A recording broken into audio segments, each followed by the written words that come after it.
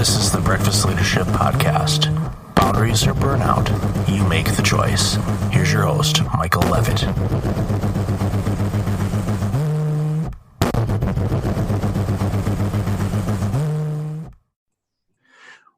Welcome to the Breakfast Leadership Podcast. It's Michael here, and today I've got somebody that I was fortunate enough to meet in person at the New Media Summit in Tampa earlier in 2019. JP McAvoy. How you doing, JP? I am doing fantastic, Michael. Thank you for that. And I got to tell you, and shout out to your listeners as well. One of the reasons I was there was because of Michael, and of course, we stayed very close since. So I appreciate that. Thank you. And that's good. So there's one person on the planet that listens to me. That's good. That's good. I'm gonna see if I can get a movement here and get a couple people to follow. But no, it was great to connect with you down there, and obviously we chatted beforehand. And your background is law, and a lot of my audience listens, or the audience that listens, are entrepreneurs and small business owners and things like that. And one of the things I see too often with people that launch businesses is they don't think about the legal aspect of starting a business, whether it's just having the right paperwork filed, protections, insurance, you name it. They think that they'll take care of all that stuff, once the business starts to grow. And it's one of those things, like we said in the pre-show notes, it's a heck of a lot easier to fix your house if your basement is solid. If your basement isn't, the foundation of your home isn't solid, then you're going to have huge problems down the road, and it may happen before you think. So tell us a little bit, about some of the work that you do in that front, and what are some of the common things you see, entrepreneurs and small business owners run into when they don't take care of those matters first and foremost. Yes, absolutely, Michael. And a great lead into that question, because as you say, I think one of the reasons we hit it off right from the beginning is we have both seen people dealing with issues when their hair's on fire, right? And part of your skill set is making sure that people don't actually get to that point and allowing them to manage things so they don't progress to that point. As a lawyer, similarly, I'm hopefully working with somebody to put a plan into place and avoid the big problems that would lead somebody to, light their hair on fire or pull their hair out. And one of the ways that I do that is I work with the clients right up the front is establish what the end game is for the client. And a business person, oftentimes it's creating a business, a thriving business with a view to eventually selling it. And with that end game in mind, I work a plan with them, and I put a structure in place that allows them to minimize their tax on the sale and protect themselves from the time that they create the business until the end game's been realized. A lot of people, as you say, they start carrying on business, they get going without thinking about what they're trying to accomplish and what the end game looks like, and they expose themselves to the process. So the simple act of incorporating, for example, is going to allow someone to, on a sale, sell tax efficiently and protect themselves from liability all the way through. So they don't end up in that situation where, again, their hair's on fire. Well, if somebody that doesn't have any hair, it would be really problematic for me, because it would be like then my scalp is on fire, and I'm guessing that's not going to feel good either. I'm glad you mentioned the point of the end game, and this is a conversation that I've had with Dr. Arlene Badiso, who's a business partner of mine, about our consulting organization, and I told her it's like one of these things you have to think about when we launch this business is, what's the end game? What's the goal that we want, and have a plan to exit the organization. And again, a lot of people, I'm sure, that start their new business, they're the excitement. They're like, we're getting going. I've launched my own business. This is going to be great. I'm going to have a bazillion customers and all of these great, wonderful things that, their dreams and aspirations. So it's much like estate planning or a will, where you're like, okay, we're going to talk about your demise or the end of your life or the end of your business. What do you want that to look like? And a lot of people tend to shy away from that, but it's incredibly important to plan it out, because when opportunities come up, let's say a random merger and acquisition opportunity, if you've got your ducks in a row, or at least a foundation in place, it's going to make that transaction a lot easier and reduce the amount of time it takes, hopefully anyway, for for things to go if it's a good idea for you to be acquired or merge with another organization. Yeah, absolutely. Because I see time and time again where an unsolicited offer arrives, and it's at that point where somebody's struggling to put everything into place, the things that they should have actually already had in place. And so, like anything, if you had the opportunity earlier on to build it thoughtfully, you'll benefit from that what you've built during the course of its existence. And then when you really need to take advantage of it, for example, in a merger or an acquisition or some significant transaction, you've got the structure in place that allows you to take advantage of it. I get a lot of calls from people who are about to get audited, from the IRS, from the CRA, or they're about to be acquired, and they're rushing to put everything into order at that point. It's almost a shame, because if they had been more proactive, we could have put things into place for them earlier. They would have benefited from lower taxes, likely lower taxes throughout the existence of the structure that we've implemented. And they'll give more comfort to the acquirer, because they'll be looking at what's been put in place and know that's been done very thoughtfully from the beginning. So it actually increases the value of a business. So let me say that again. It's very important for your listeners to understand. You decrease the taxes during its existence, and you increase the value on a sale when you've done the planning properly. As a lawyer, you get paid a little bit for putting things into place. You get paid much better when there's a rush or there's a problem at the end of the day. And so you tell the people, don't go ahead, don't do the planning if you don't want to do it. Once you need me, and I'm here obviously to help at any time, but once you need me, I'm going to get paid better later on if you haven't put the planning into place. And so that's one way that the clients come in the door earlier on in the process. And again, the earlier they come in, the more we're able to help them.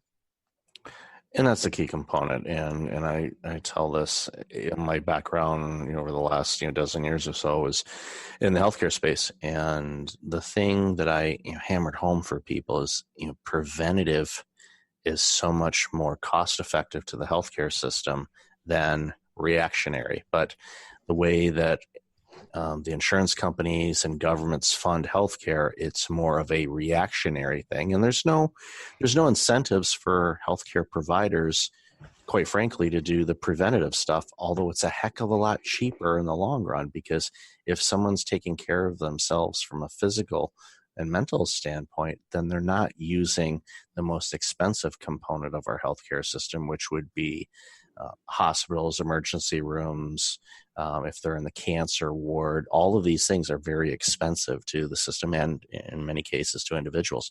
If you do the prevention and make some adjustments early on, it pays big dividends where you won't be dealing with that kind of stuff down the road. And it's the same thing with this. It's like and I know when you're launching a business, you get excited about spending money on tools and computers, and if you're again launching a business, you're going, woohoo, I'm gonna finally get that new Beamer or whatever favorite car they have, and they don't bother to deal with the foundation of the organization. So you're basically building something with a deck of cards, and that thing can tumble pretty quick. Yeah, and expose all other assets at the time. So not just the Beamer, but maybe other things that have been collected along the way. When you describe the healthcare field in particular, you're right. I find, and I'm trying not to offend any of your listeners, but people in the healthcare, they have a different skill set oftentimes that one doesn't translate as well to business. I think of the number of physicians that I work with. So the number of physicians as corporate clients. Obviously wonderful physicians in their own right, very good at what they do professionally. A lot of them don't have a very keen grasp of some of the business concepts that are so important to, again, protect them and ensure that they're able to grow and realize their dreams. Again, going back to some of that structuring things that we talked about, physicians can practice through corporations. And I've spoken with many who have said, well, I don't need to incorporate. I've been doing things like this for years, and maybe I'm only going to do this for a few more years. There's no sense incorporating. The math speaks otherwise. You point out to them the fact that if they incorporate, the reduced corporate income tax rate that they'll benefit from will immediately put more money in their pocket. To the extent that even if they do it for a year or two, the tax savings alone justify putting the structure into place. And it's hard to have healthcare professionals who are so adept in their own right and advising patients all the time on what they should be doing. It's hard to convince them sometimes to take some good legal advice.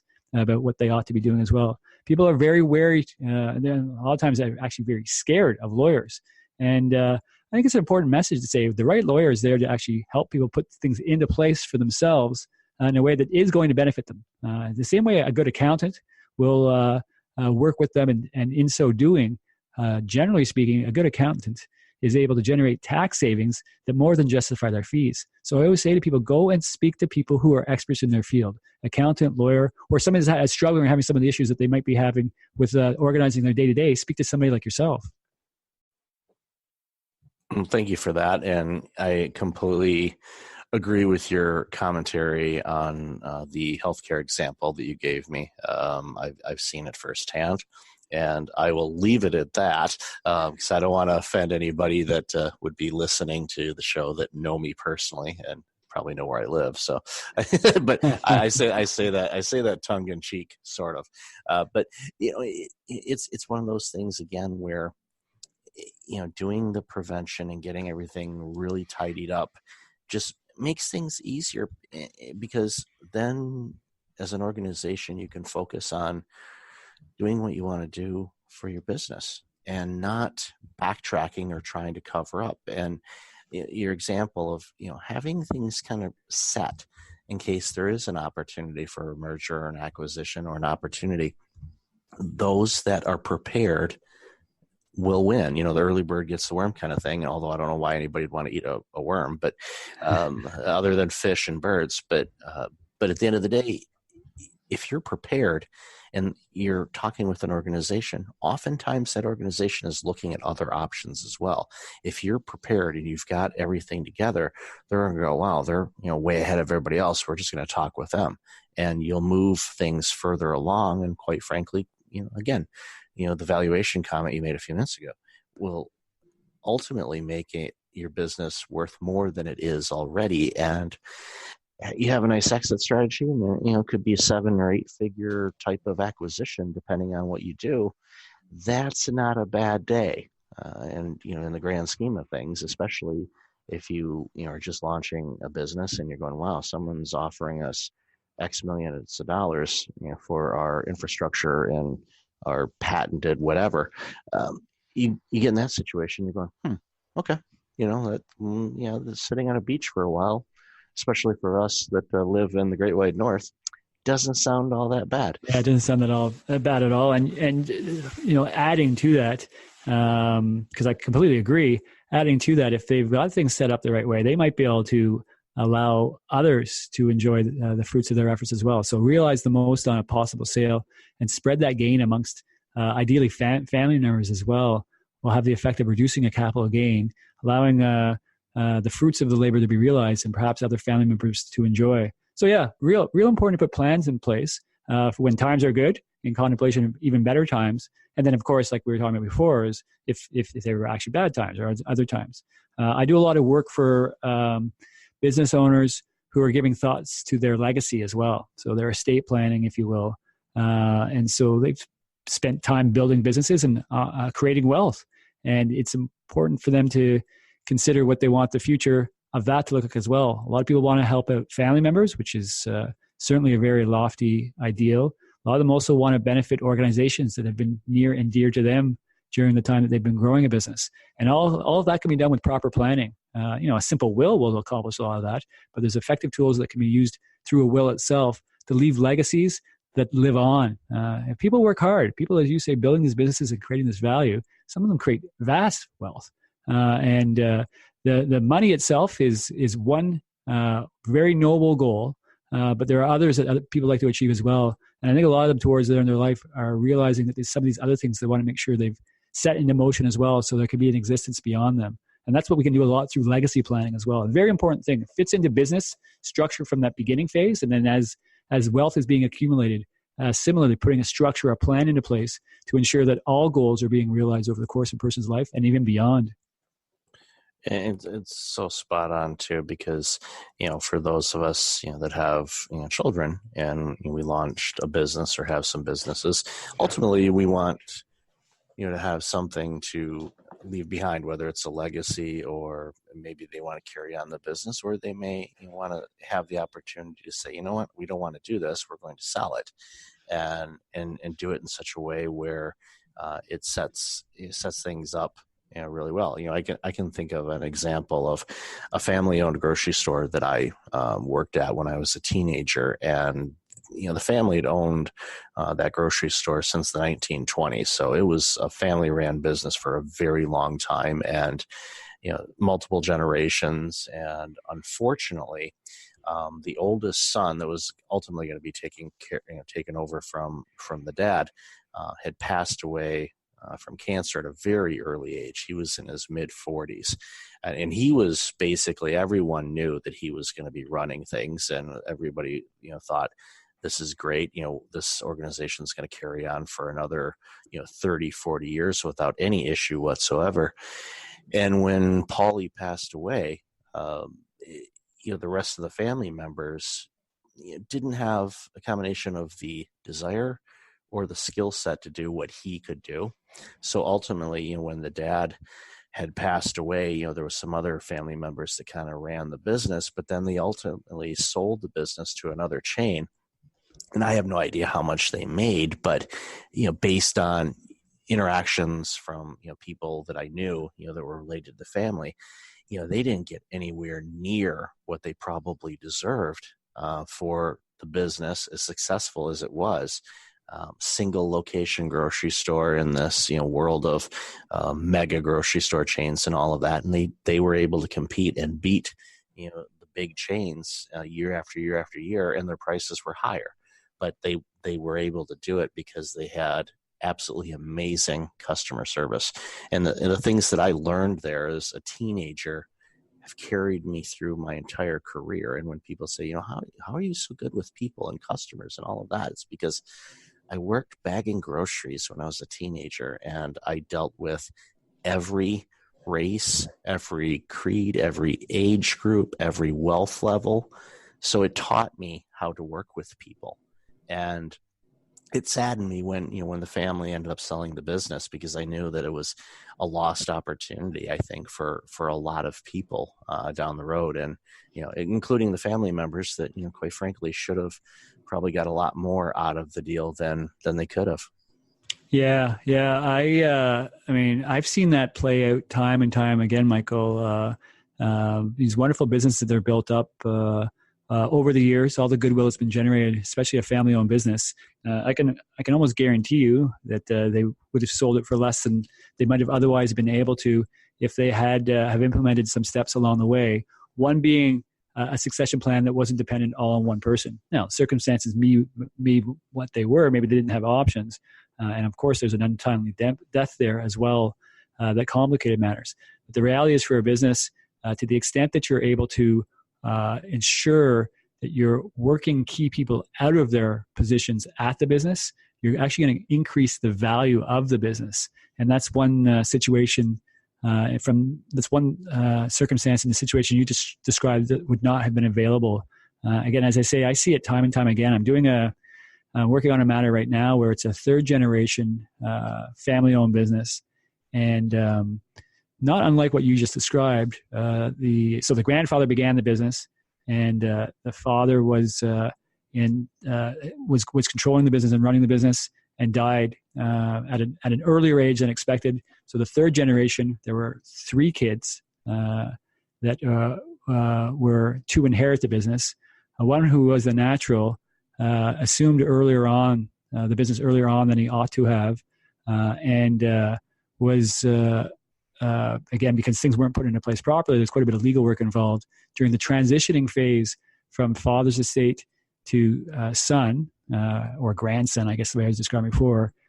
Grandson was not quite the operator that either he or his grandfather had been, and was basically driving into the ground unbeknownst to the other two siblings.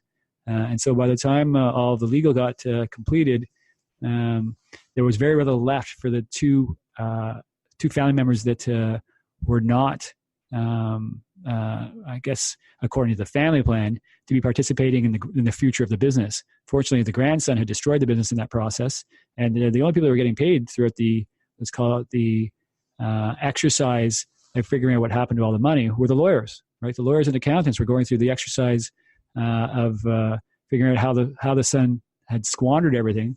And it's very unfortunate for this family because at the end of the day, it was the estate's money that was being used to fight a son who was using the business's money to fight the estate. And they basically dwindled away a very, at a one-time, very profitable family business because they didn't have their proper succession into place. And also because there was one person that was perhaps not as noble as his predecessors have been as well. But again, another cautionary tale to make sure that people are thinking about the way they want to transition, making sure there's a plan in place, which will involve a number of factors, as we talked about the structure, but also hopefully working themselves out of position and making themselves so they're not, the business is not totally dependent on them. It's a very, very key thing. And we're constantly working with clients to say, what would happen if you actually died? What would be the impact on this business? So making sure that there are proper power of attorneys in place, the proper channels set up in terms of corporate governance and approvals, right down to the banking and how banking could continue for a period of time where accounts might be frozen.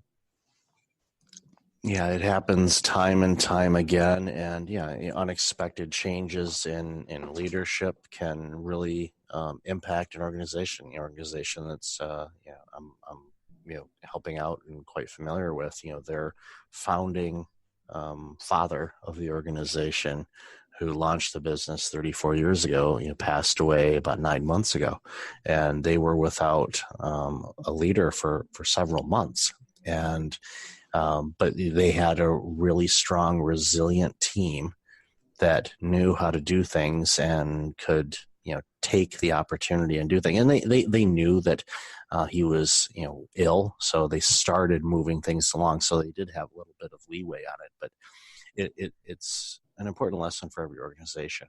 Don't have a central point of failure.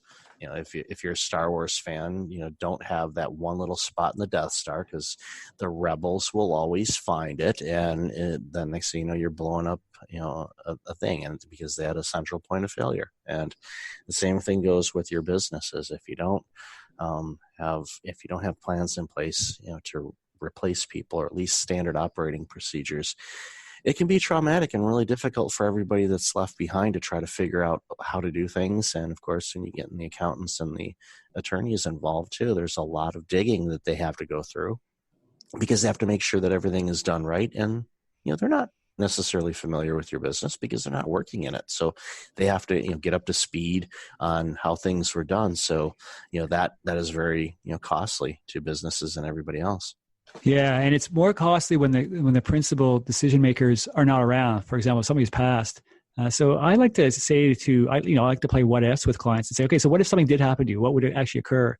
And in answering those questions, and even going back to something as simple as banking, if they're the only name on a bank account, things are going to be frozen. And you talk to them what bank policy looks like in regards to that. Generally speaking, a bank is going to freeze a bank account if there's more than $10,000 in the account.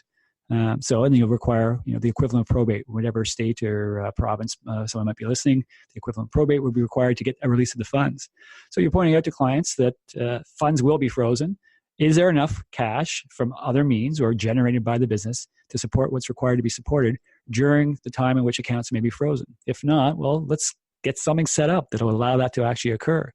So I like to play a what if, and you pick a couple of key dates. You say, what if you died now? What if you died in 5 years? You don't need to be overly morbid. It's a conversation that you have with a lawyer, accountant, a planner, somebody like yourself that's sitting down and actually helping someone execute a plan, to pick a couple of dates and consider what things would look like if there was a traumatic event, or even, frankly, a happy event. What would a sale look like on this date? What would a sale look like on that date? Play through a couple of scenarios. Usually the structure is going to support either the good or the bad. If it's properly planned, ideally you're dealing with the good, but it's going to support the bad as well. Pick a couple of dates, play a couple of what if scenarios, and then implement a plan that's going to allow for those to be realized. That plan is going to include simple things like a will. It's going to include a contingency for somebody to help operate the business, and a way of dealing with the issues that arise on a day-to-day basis. Issues that they're dealing with right now, but that could be dealt with in a manner if they weren't actually there to take part. And as I say, in doing that, you're actually increasing the value of your business. Each time you do that, you're increasing the value of your business because, again, it becomes more attractive to somebody that might be interested in purchasing it when they know they're not just purchasing a job for themselves. They're actually purchasing a business that operates in the absence of an owner if need be. So a really important thing to play that what-if scenario. It's crucial. And when you do that, again, as we've talked about throughout our chat today, is it makes such a big difference in your business, both now and the future. So JP, I've really enjoyed our conversation. It's amazing how quickly time flies when we're chatting. Where can people find out more about you and the awesome stuff you're doing? And don't forget to mention your very awesome podcast as well. Oh, Michael, that's great. Thanks so much for that. As you say, time flies. It reminds me of the first time we started to speak because we are very like-minded. For myself, I am the managing partner of a traditional law firm, which is called Conduct Law. Think of how you want to conduct your affairs. Conduct Law, CONDUCTLAW.com. It's traditional law in that sense. I'm also a business consultant with CPLS PA, which is based in Orlando. For basically people that are running businesses and thinking about new professional ways of advancing the interests of the business. So you can find me either in a legal or business consulting capacity there. And as you say, for the podcast itself, or the other things that I work on, I've branded a podcast, The Millionaire's Lure, because I've helped a lot of people actually grow their business in the ways that we discussed here from millions and sometimes even billions of dollars. So a podcast launched discussing with thought leaders and people who have done it and professionals who have helped people do it, some of the principles we talked about here today. So feel free to check that out. You'll find the Millionaire's Lawyer on all the platforms at which podcasts are being presented these days. You can also find it at jpmcavoy.com. So that's jpmcavoy.com. That's awesome. And audience, I'll have all that information in the show notes. JP, it's always a pleasure to chat with you. Let's definitely keep in touch, and congratulations again on all the success, and keep helping all those people make those right decisions from a legal aspect to save things down the road. Absolutely. Michael, again, thanks so much. Pleasure as always. I look forward to connecting at the next summit, to the next chance we get to get together. Appreciate all your time as well. And thanks for having me on your show. Sounds good, brother. Until next time, everybody, be well. Hey, it's Michael again. Thank you for listening to the podcast. I really appreciate it. If you're like many people, you're dealing with some significant stress and possibly approaching burnout. I know how you feel. In 2009, my burnout led to a year of worst-case scenarios. I do not want that to happen to you. If you go to breakfastleadership.com, you can register for a free webinar on burnout prevention, as well as get a free checklist to have successful mornings. Start off each day the right way. Again, that's at breakfastleadership.com. Also, since you are a loyal podcast listener, I'm asking you to like, rate, and review my podcast on iTunes. I look at all the reviews and appreciate your comments, and it helps other potential listeners discover the content I have on the show. I appreciate you, and thanks again for listening.